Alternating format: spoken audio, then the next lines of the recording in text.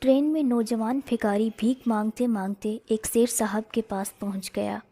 بھکاری نے سیٹھ کی ٹیپ ٹاپ دیکھی تو امید ہوئی اچھی بھیک ملے گی، اس لیے بہت درد سے بھیک مانگی۔ لیکن سیٹھ نے کہا، میں تمہیں بھیک تو دے دوں لیکن تم مجھے کیا دو گے؟ بھکاری نے کہا، میرے پاس ہے ہی کیا، میں آپ کو کیا دے سکتا ہوں؟ سیٹھ نے کہا، یہ میرا مسئلہ نہیں، یہ تم نے سوچنا ہے کہ بھیک کے بدلے مجھے کیا دو گے۔ سیٹھ کا اسٹیشن آ گیا، وہ تو اتر گیا، لیکن بھکاری سوچ میں پڑ گیا۔ بھیک بہت کم ملتی ہے، گزارا مشکل ہے، میں آخر بھیک کے بدلے کیا دے سکتا ہوں؟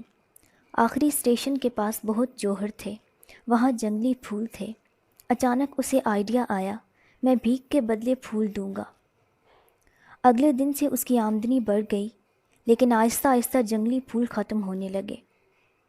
ایک دن دوبارہ وہی سیٹھ بھکاری کو ٹرین میں نظر آیا۔ بھکاری سیدھا سیٹھ کے پاس گیا اور اسے پھول پیش کر کے بھیک مانگی۔ سیٹھ نے ہنس کر پیسے دیے اور کہا، اب تم بزنس سیکھ گئے ہو۔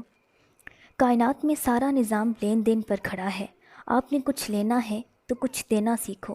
آخری اسٹیشن پر اس دن جب یہ بھکاری اترا اور بچے کچھ چند جنگلی پھول دیکھے تو سیٹھ کی بات یاد آ گئی، تم بزنس مین ہو۔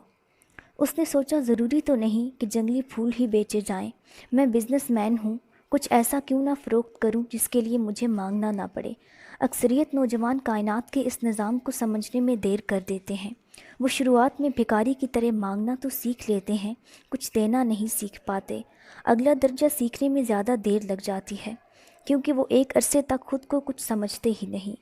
جب تک انہیں سمجھ آتی ہے کہ وہ کوئی بھکاری نہیں، ایک کامیاب انسان ہے، تب تک کافی عمر ضائع کر چکے ہوتے ہیں۔